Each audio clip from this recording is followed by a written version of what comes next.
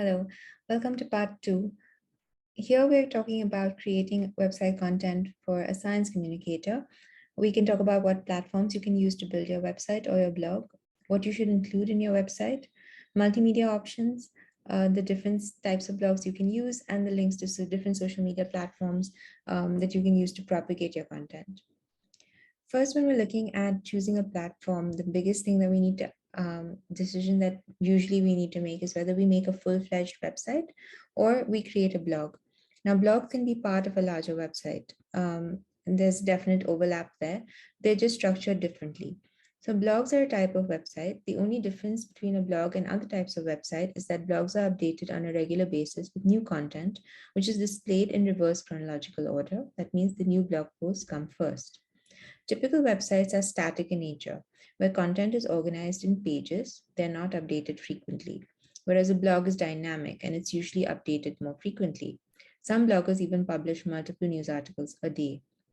So again, a website is static, it has basic information, it's one and done, it's inbound marketing, lack of authority with limited SEO, which basically means that a website does not actually give you the name of the author who has written those pages, right? So as far as Google ranking is concerned, this is the face of a company or a face of an organization, but not really holding into accountability a particular person, right? And Google likes expertise, authority, and trustworthiness. Those are the three options that they really prefer in a healthcare website or anything related to medicine. They prefer that. So while creating a website is good because you have the backing of an organization, you have the the funds that an organization or a company would provide, it doesn't do much for your personal profile in any way. Correct? Because it's also not regularly updated. You may be one of the people contributing to that website, but that's as far as your profile would go. Whereas the blog is dynamic, it has extensive information. You have the ability to go from one topic to the next. It requires effort because you need to continuously upgrade it. You can build credibility with it because you give there's a potential over there to really showcase your profile, show what you can do as an author, show the types of articles you can write. And it's massive for SEO because you can inculcate a lot of keywords in it, and which makes it searchable and more relevant to your target audience. So there are definite advantages of creating a blog over a website, but you can also go around that by creating a core website and building a blog on top of that. So like I said, there is a definite overlap with the kind of content platforms that are available. So blogs, websites, and the most common is social media. They all have their own pros and cons, of course, but for effective science communication, we need to get the best out of all three and kind of use all three in combination. So websites are, like I said, arranged topically. They're an information resource. They're easy to navigate. They're good for fact checking because they'll have stagnant and reliable information. But blogs, on the other hand, are dynamic. They encourage responses and comments. They can cover a large area of topics, and they can also give a personal narrative, which is generally you don't see on the website unless it's a personal website. But an organizational website will generally be we, us, them. But blogs have the ability to go deep into an interview, and you have the ability to give a personal story behind it. Information available on platforms like Twitter and Facebook, these are microblogs. You're basically condensing a large amount of information into relevant byte lines. It's immediate, fast, brief, engaging. It encourages interactive dialogue and communication. And it's a great way to disseminate your information to a larger audience, because you're basically with a website and a blog, you're depending on your audience to come to you. But with social media and platforms, you can actually bring your content to a larger audience. Now it comes to choosing a software. Once you've decided that you want to either create a website or a blog or a combination of both, there are various platforms that are available out there. The most common, free, and user-friendly one is the one that we have right in the middle of our Google extensions. You can just go to your Google folder or your Google account, and you will have the ability to create your own blog or your own website right in Google itself. Now, if though that is limited, they have limited templates. And if you feel like building out your content or building out your aesthetics or adding more features onto your website or your blog, you can go in for any of these free platforms. Wix, GoDaddy, and Weebly are well known. I personally use Wix myself, but it's a great way. They're very easy drag and drop options. They have free versions that are available for you to play around with, and it's great to get something started. Now, once you've decided that you have a website in place, the easiest way to go about this is through a wireframe. This is where your mind mapping and your ability to organize content really makes a difference. So first, a general website will have your company logo and slogan on top, a header, basically describing what you do. Easy navigation will give you these tabs like About tab, Service tab, Products, and Content, just so that your audience can go easily into what they want to get to. A brief About Us section where you describe who you are and what you're doing. Quick links, relevant links to places that you want your audience to go to, either to read more or to go more into your service and products. And your site plan or copyright info down at the bottom, where it basically is an index to your entire site and gives the reader or the person going through your site an overall or a bird's eye view of your website. So when you're dealing with your homepage is the landing page or the page that people will come to when they Google your website. It's your main page, it's your main index, and it encapsulates all this information about you in brief. It will then lead you to an about page, a service page, or service or product, and then your contact information and what you want that person to do, either to contact you, either to buy a product, either to book a test or download a course or sign up for something. That's your end of the day, your call to action and what you want that person to do on your website.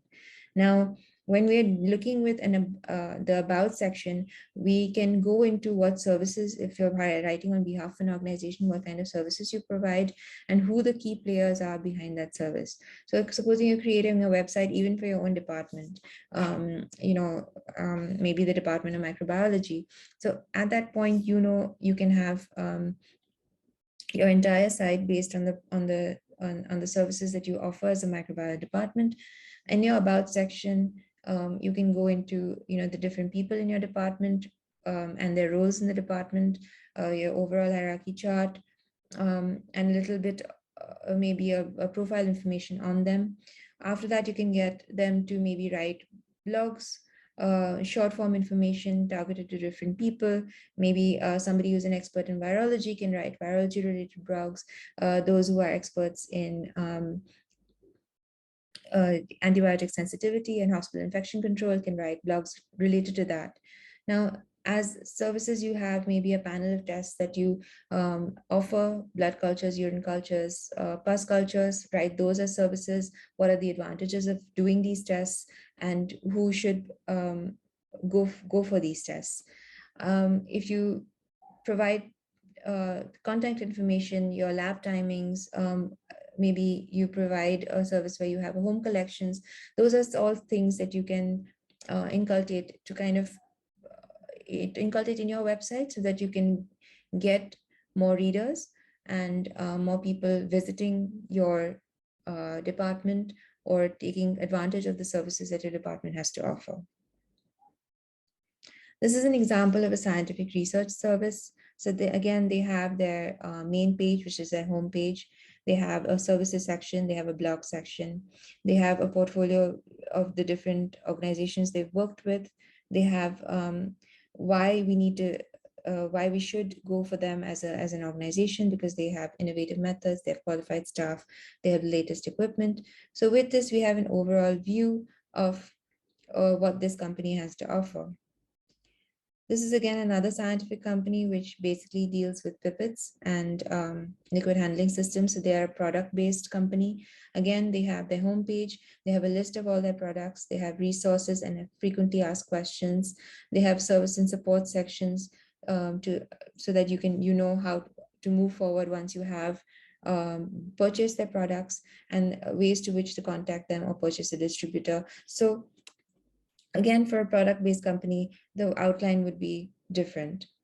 Now, supposing you are a lab-based company, and like I said, you have something, you're offering testing services, either biological testing services, medical testing services, and you can, in your homepage, you can have a vision and mission statement. What is your groundbreaking methodology or the services that you offer? Then the founders or the people who are in the back end of it, who are the people behind the business or people behind the company, to give people again that the trust factor, that they know who they're talking to and they know who they're dealing with. This is a personal blog now. This is a virologist, and he has created this blog on his own where he breaks down complicated material simple enough for a child to understand. So this is a very popular book of his, an ebook which he created, which was Paul's uncle doesn't want to get vaccinated. So again, dealing with vaccine hesitancy and how children are aware about how important vaccines are. And overall, he has also diversified his content to include, of course, his social media handles, but he also goes into microbe art and interviews with virologists to kind of give you an idea of what the field is like. And this is an example of a personal blog that a student, a professor, or any scientist can develop. Now, once you've decided that you have website content, you have a blog content, you have lots of written information. Like I said, this is all available. Now, you're waiting for people to kind of discover you on a very large platform like the World Wide Web. There are so many blogs out there. So how do you get your target audience to kind of know that you exist? The easiest way to do this is with social media. There are various channels that you can get to, and each channel has their own unique characteristics, which helps your content to stand out. So here you would be sharing information from ready-made material like blogs or website, but you need to know which platform you're sharing it to. So if you choose Facebook, you need to know that you have limited reach. There are just too many Facebook users out there right now for you to get organic reach. A lot of it is paid, a lot of it is ad-based reach. But what it does do is that it builds your brand loyalty because it shows that you have a presence on Facebook. And there's the ability to build relationships because you can comment, like, share your information as well. Twitter is very short. You can share links and you can develop conversations around your content. But again, the Twitter followings can increase rapidly. They can disseminate your information on a very wide scale, but the amount of information would be very less because you have only 140 characters to kind of communicate what you want to communicate. Pinterest is a very visual medium. They basically use a lot of the technique here is scrapbooking. So users are able to create their own scrapbooks or their own caches of information depending on their interests, right? And it's very image specific. So if you're in a field like microbiology where you have, different cultures growing and beautiful colors, it makes sense for you to create content like that. Now, a YouTube channel is the most diverse used in medical information. It's a very wide range because people search for how to. So it can be as simple as how to make a blood smear, to how to plate a blood agar, to how to load samples in a Vitek machine, to how to test water for ions or electrolytes. So you can really go into a great deal of medical information, but you can also go into how to write a good thesis paper, or how to do research on your thesis topic, or how to find the right research topic. So your content range is very wide over here. LinkedIn is more for business to business organizations. So you're talking to peers in your field or students, or you may be a student looking to connect with a mentor and you can showcase your research skills, your professional knowledge on these platforms. Instagram is again very visual. Of course, we have Instagram Reels, which are short form videos now, so you can actually show behind the scenes of your lab. You can show what kind of things go into your day. You can build conversations around it, and it's a great way to connect with your audience. Google Plus is again, it's not a very widely used platform right now. It's not very common, but it does have the advantages of all.